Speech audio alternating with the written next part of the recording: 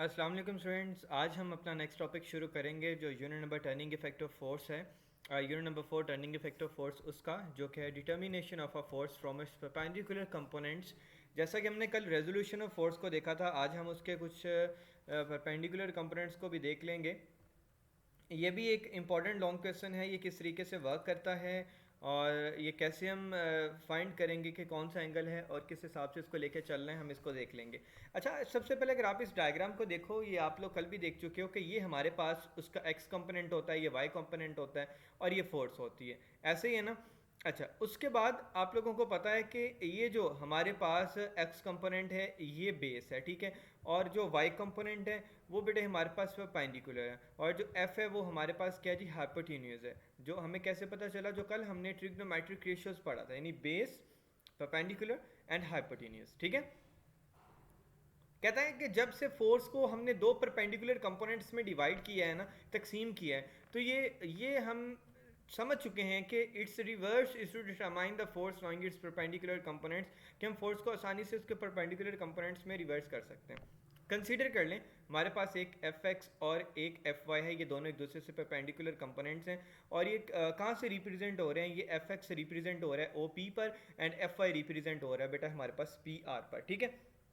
और कौन सी resultant force in दोनों परपेंडिकुलर कंपोनेंट्स को मिला रही है, वो है बेटा एफ, वो कहाँ पे जी, ओ आर पर। तो हमारे पास सिंपल यहाँ पे जो फॉर्मूला बनेगा वो बेटे क्या बनेगा जी, O R is equal to O P and plus P R. यहाँ तक समझ आ गई ना बेटे। ओ आर क्या है बेटे, ओ आर वो है जो रिप्रेजेंट कर रहा है, किसको रिप्रेजेंट कर रहा है, रिजल्टेंट फोर्स को। ओ पी किसको रिप्रेजेंट कर रहा है बेटा, ये एफ एक्स को रिप्रेजेंट कर रहा है, एंड पी आर बेटे हमारे पास एफ वाई को रिप्रेजेंट कर रहा है।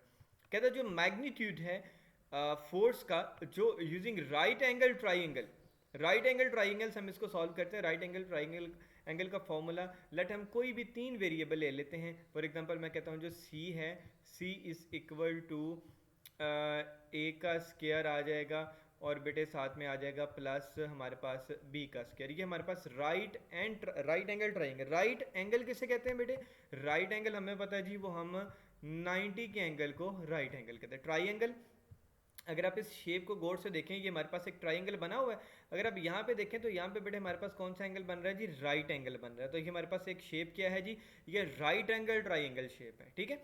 तो इस फॉर्मूले के हिसाब से हमने इसको सॉल्व करना है। तो सबसे पहले देखना जी, एफ बेटा हमारे पास कहाँ पे जी, एफ हमारे पास जी, एफ हमारे पास बेटे है जी ओ आर पर। तो हम यहाँ पे क्या कर देंगे जी, सिंपल ओ आर का square is equal to O P का square and plus P R का स्केयर हमारे पास बन जाएगा, ठीक है। अब ये जो ओ आर है, ओ आर एफ है, तो एफ का स्केयर एंड एफ एक्स का स्केयर प्लस एफ वाई का स्केयर। अब ये एफ का स्केयर हमने इसको ख़त्म करना है। जब हम बेटे इसको ख़त्म करेंगे तो हमें बोथ साइड्स पे क्या लेना पड़ेगा, बोथ साइड्स पे हमें बेटा स्केयर रूट लेना पड़ेगा। तो यहाँ पे मैं क्या लिख देता हूँ जी, एफ का स्केयर इज इक्वल टू आ जाएगा हमारे पास सिंपल इस साइड पे आ जाएगा जी, एफ एक्स का स्केयर प्लस एफ वाई का स्केयर, ठीक है। अच्छा, अब आप एक चीज गौर से देखें बेटा, ये स्केयर कट गया स्केयर रूट से, इनके इनके साथ ये नहीं कट सकता क्योंकि यहाँ पे प्लस का सेंटर में साइन है। अब हमने इसको राइट एंगल ट्राइंगल का फॉर्मूला भी बनाना था, ये वाला, ठीक है। अब सिंपल हमारे पास बेटा जब स्केयर रूट से स्केयर कट गया तो सिंपल रिमेनिंग क्या रह गया, F physical to F X का स्केयर प्लस एफ वाई का स्केयर, ठीक है। अब हमने इसका फॉर्मूला बनाना है, वो किस तरीके से बनाएंगे जी, tan theta is equal to P R over O P. यानी कि अगर हम बात करते हैं P R over O P की, जब भी बेटा हमने determination of a force from its perpendicular components का फॉर्मूला फाइंड करना है, तो हमने सिंपल क्या करना है, हमने बेटा वाई कंपोनेंट को डिवाइड करवा देना है एक्स कंपोनेंट के साथ। वाई कंपोनेंट को किससे डिवाइड करवा देना है, एक्स कंपोनेंट के साथ, ठीक है। अच्छा, अब देखना है कि वाई कंपोनेंट हमारा बेटे कौन से पॉइंट पे मौजूद है। वाई कंपोनेंट हमारा मौजूद है जी पॉइंट पी आर पर, और एक्स कंपोनेंट बेटा हमारा मौजूद है पॉइंट ओ पी पर। और जब भी बात होगी परपेंडिकुलर ओवर बेस की, ट्रिग्नोमेट्रिक रेशियोज वाले टेबल में चले जाएं बेटा हम, परपेंडिकुलर ओवर बेस किसके इक्वल है, ये टेन थीटा के इक्वल है। तो यहाँ पे सिंपल बेटे हम क्या लगा देंगे, टेन थीटा, ठीक है। अच्छा, अब इसको रीअरेंज करके लिख लेते हैं, tan theta is equal to F Y over F X. ये बेटा थीटा जब इक्वल के इस साइड टेन इक्वल के उस साइड पे जाएगा तो वो क्या हो जाएगा, टेन इन्वर्स हो जाएगा बेटा। ये कैलकुलेटर से आप आसानी से ले सकते हैं, टेन इन्वर्स यानी कि -1, और साथ में क्या लिखा जाएगा, F Y over F X. तो ये हमारे पास सिंपल फॉर्मूला इसका बन गया। समझ आ गई बेटा यहाँ तक? अच्छा भाई, उसके बाद हमारे पास क्या आ जाता है बेटे, उसके बाद ये टॉपिक तो हमारा यहाँ पे ख़त्म हो गया। आगे आ जाता है टॉर्क क्या होता है और मोमेंट ऑफ फोर्स क्या होता है, हमने उसको देख लेना है। टॉर्क और मोमेंट ऑफ अ फोर्स कहता है वही ओपन और क्लोज अ डोर। हम दरवाजे को बंद करते हैं और खोलते हैं बाय पुशिंग और पुलिंग इट, उसको पुश करते हुए और पुल करते हुए। हेयर पुश और pull turn the door about its hinge, यानी कि ऊपर जो ये हमारे पास जो इसका हिंग पॉइंट है, ठीक है, ये वाला। और एक्सिस ऑफ रोटेशन, या हम एक्सिस ऑफ रोटेट करते होते हैं या पुश और पुल करते होते हैं हिंग को। हिंग मतलब यानी कि अगर यहाँ पे भी कह सकते हैं, कुंडी को भी कह सकते हैं। द डोर इज ओपन और close due to the turning effect of the force, यानी कि डोर ओपन होता है क्लोज होता है टर्निंग इफेक्ट ऑफ फोर्स की वजह से, ठीक है। आगे बेटे रिजिड बॉडी।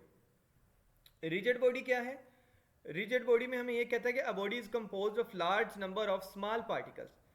एक body large number of small particle से मिलकर बनती है।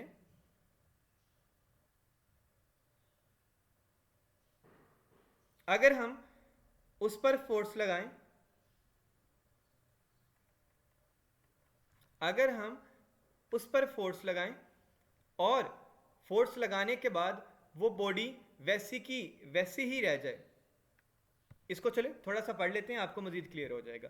अ body is composed of large number of small particles if the distance between the all pairs particles of the body do not change by applying the force then it is called the rigid body.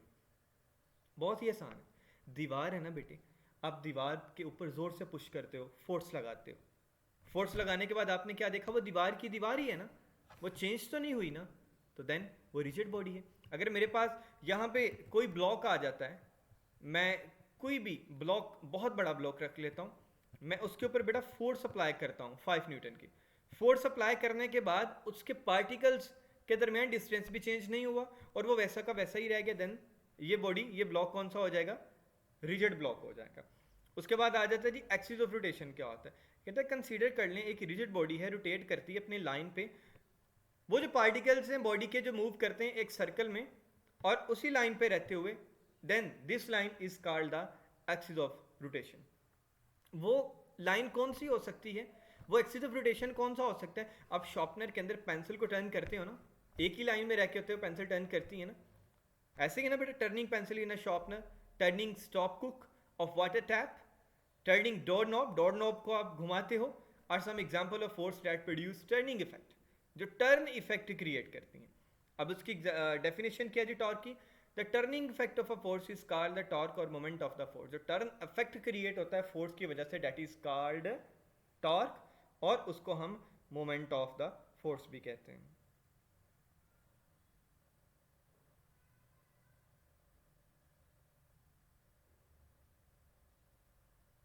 उसके बाद बेटा कहता why the handle of the door fix near the outer as of the door. बाहर की जानब जो है ना, यहाँ पे हैंडल क्यों फिक्स किया होता है डोर के? अच्छा ये तो बेटा बहुत आसान है ना, अगर हम बाहर की जानब हैंडल लगा देते हैं तो हम इसको आसानी से घुमाते हुए डोर को बंद कर सकते हैं, क्लोज कर सकते हैं। अगर हम ऊपर की जानब लगाते हैं या सेंटर में लगाते हैं या कहीं साइड पे लगाते हैं तो वहाँ पे हमारे लिए फोर्स ज़्यादा लगती है और बहुत मुश्किल हो जाता है। अच्छा, अगर आप डोर को सेंटर से पुश करते हुए या पुल करते हुए खोलते हो या बंद करते हो तो वो आपके लिए बहुत आसान है। अगर आप उसके अपर या लोअर एंड से उसको पुश एंड पुल करते हो तो वो आपके लिए बहुत मुश्किल हो जाएगा डोर को ओपन करना या क्लोज करना। अच्छा बेटा, अब मोमेंट आर्म क्या होता है, वो कैसे प्रोड्यूस होता है, हम थोड़ा उसको डिस्कस कर लेते हैं। अच्छा, यहाँ पे कहता है कि let us study the factors on which torque और moment of the force depend. वो कौन से फैक्टर्स हैं जिन पे टॉर्क और moment of the force depend करती है। अच्छा, इसको पढ़ने से पहले मैं आपको एक छोटी सी एग्जांपल देता हूँ। फॉर एग्जांपल, अगर आपके पास एक लेड पेंसिल है, एक का साइज थोड़ा बड़ा है और एक का साइज थोड़ा कम है। अब वो लेड पेंसिल जो बड़ी है उससे लिखना बहुत आसान है, और वो लेड पेंसिल जो छोटी है उससे लिखना बहुत मुश्किल है। ऐसा क्यों है?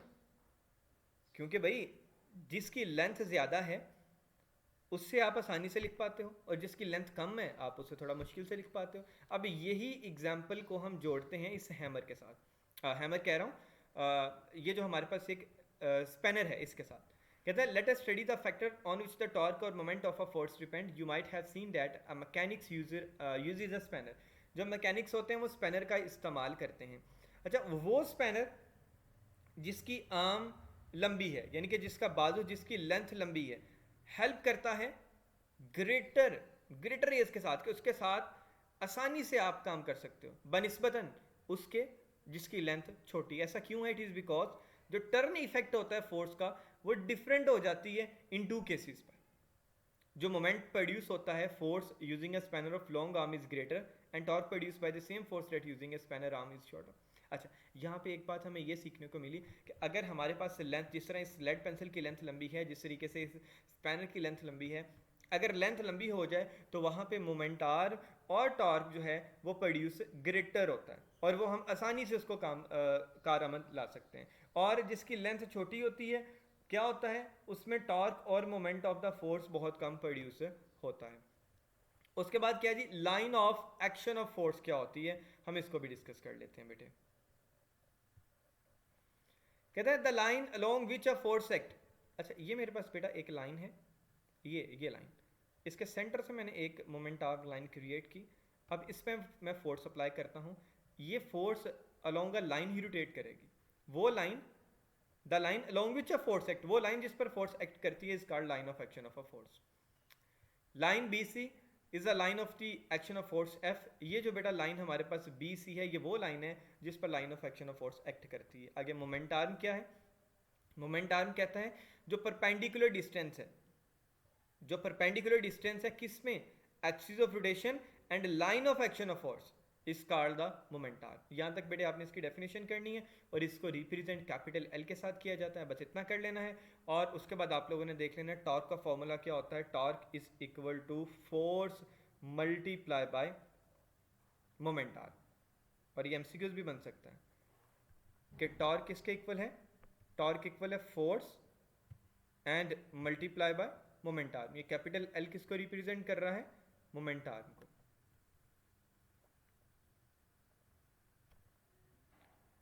अच्छा भी, अब यहाँ पे इंपॉर्टेंट, जो एसआई यूनिट है टॉर्क का बेटा वो न्यूटन मीटर है। एसआई यूनिट क्या है टॉर्क का, newton metre. A torque of 1 newton metre is caused by force of 1 newton. एक टॉर्क जो 1 न्यूटन मीटर के इक्वल है वो 1 न्यूटन की फोर्स एक्ट करता है, acting perpendicular to the moment arm 1 metre long, और जो परपेंडिकुलर हो जाता है मोमेंट आर्म के 1 मीटर लॉन्ग के। आगे एग्जाम्पल है बेटा 4.3। ये according to paper point of view short question के लिहाज से ये बेटा बहुत इंपॉर्टेंट है, आपने इसको भी देख लेना। एक मैकेनिक्स है जो टाइट करता है नट को, बाइसाइकिल के नट को, using a 15 centimetre long spanner. 15 centimetre long spanner का वो इस्तेमाल कर रहा है, और जिस वो इंस्ट्रूमेंट का इस्तेमाल कर रहा है, जिस स्पैनर का इस्तेमाल कर रहा है, वो स्पैनर 15 सेंटीमीटर लॉन्ग है, ठीक है। और जो एग्जर्ट कर रहा है उस 15 सेंटीमीटर स्पैनर से फोर्स, वो बेटा हमारे पास 200 न्यूटन की है। हमने यहाँ पे टॉर्क को प्रोड्यूस करना है कि कितना टॉर्क वहाँ पे प्रोड्यूस हुआ। तो फोर्स है बेटा हमारे पास 200 न्यूटन, लेंथ है 15 सेंटीमीटर। सेंटीमीटर को बेटा जब भी हमने मीटर में कन्वर्ट करना है तो क्या करेंगे, उसको डिवाइड कर देंगे हम सिंपल किसके साथ बेटा, 100 के साथ। जब हमने इसको 100 के साथ डिवाइड किया तो वो हमारा किसके इक्वल आ गया, 0.15 मीटर के इक्वल आ गया, ठीक है।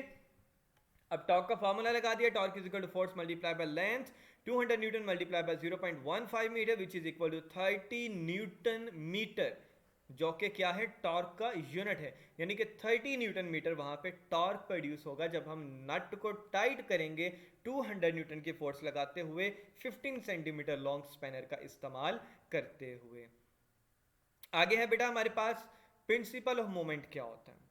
प्रिंसिपल ऑफ मूवमेंट में हमारे पास तकरीबन 2 से 3 डेफिनेशंस बनेगी कि क्लॉकवाइज मूवमेंट क्या होता है, एंटी क्लॉकवाइज मूवमेंट क्या होता है, और प्रिंसिपल ऑफ मोमेंट क्या होता है। चलिए इसको थोड़ा सा रीड करते हैं, इसमें इसके अंदर ही हमें डेफिनेशन मिलेंगी। कहता वो फोर्स जो टर्न करती है स्पैनर को क्लॉकवाइज डायरेक्शन में, वो आमतौर पर इस्तेमाल होती है नट को टाइट करने के लिए। वो टॉर्क और मोमेंट ऑफ द फोर्स जो प्रोड्यूस होता है क्लॉकवाइज मोमेंट में, वो हमारे वो टॉर्क और मोमेंट ऑफ द फोर्स जो प्रोड्यूस होता है नट को टाइट करने में, वो हमारे पास बेटा क्लॉकवाइज मूवमेंट हो जाता है। इसकी डेफिनेशन आपने कहाँ से कहाँ तक करनी है, यहाँ तक बेटा आओगे टाइटना नट से लेकर और उसके बाद यहाँ तक आ जाओगे, ये क्लॉकवाइज मूवमेंट की। कहता ऑन दी अदर हैंड जब हम दूसरी तरफ आते हैं टू लूजन अ नट, जब हम नट को लूज करते हैं, द फोर्स इज अप्लाइड, वहां पे जो फोर्स अप्लाई की जाती है नट को लूज करने में, वो एंटी क्लॉकवाइज डायरेक्शन कहलाती है। अब वो टॉर्क जो moment of the force produce होता है नट को लूज करने में, वो हमारे पास एंटी क्लॉकवाइज मूवमेंट कहलाती है। ये यहाँ पे डिफरेंस आ सकता है पेपर में, difference between clockwise movement and anti clockwise movement, ठीक है। उसके बाद बेटा प्रिंसिपल मोमेंट की डेफिनेशन क्या होती है, इसकी एग्जांपल मैं आपको आसान सी देता हूँ। फॉर एग्जांपल हमारे पास अगर आप नट को टाइट करते हो, चलें भी, अगर हमारे पास बेटा एक नट है, आप इस नट को अगर टाइट करते हो, इस नट को टाइट करने के लिए अगर आप इसको टर्न करवाते हो 5 टाइम क्लॉकवाइज डायरेक्शन में, इसको क्लॉकवाइज डायरेक्शन में अगर बेटे आप 5 टाइम टर्न करवाते हो, तो इस नट को जब बेटा आपने खोलना है, तो खोलने के लिए क्या करोगे, इसको एंटी क्लॉकवाइज डायरेक्शन में टर्न करवाओगे। कितनी दफ़ा टर्न करवाओगे बेटा, 5 दफ़ा ही टर्न करवाओगे। तो क्या पता चला, अगर sum of clockwise movement is equal to sum of anti clockwise movement, बात समझ आ रही है ना। अगर sum of clockwise movement is equal to sum of anti clockwise movement, तो वो बेटा हमारे पास क्या हो जाएगा, प्रिंसिपल ऑफ मूवमेंट को वो रिप्रेजेंट करेगा। अब बॉडी इज बैलेंस, एक बॉडी बैलेंस है, अगर sum of clockwise movement acting on a body is equal to the sum of anti clockwise movement. अब ये डायग्राम देख लें, शीशा है ना, दोनों का वेट इक्वल है। अगर sum of clockwise movement sum of anti clockwise movement both weight equal है, तो वो क्या हो जाएगा, प्रिंसिपल ऑफ मूवमेंट को रिप्रेजेंट कर रहा है। ये बेटा डिस्टेंस के हिसाब से भी, अगर हम इनको इक्वल करना है, तो उनके डिस्टेंस को एक प्रॉपर वे में क्रिएट करते हुए हम उसको प्रिंसिपल ऑफ मूवमेंट को क्रिएट कर सकते हैं। अच्छा, ये तो थी हमारे पास छोटी सी डेफिनेशंस। आपने centre of mass and centre of gravity, ये टॉपिक हम कल करेंगे, क्योंकि इस टॉपिक के साथ नेक्स्ट हमारा एक लॉन्ग क्वेश्चन है, हमने उसको भी देखना है। आज हमने जितना पढ़ा, इसकी आपने अच्छे से जो है ना वो मेमोराइज करना है, इसको अच्छे से इसकी प्रैक्टिस करनी है। और स्पेशली बेटा, स्पेशली ये 4.3 आप लोगों ने एग्जाम्पल लाजमी देख लेनी है। और डिफरेंस प्रिंसिपल ऑफ मोमेंट में, difference between clockwise movement and anti clockwise movement क्या होता है, आपने वो भी देख लेना है।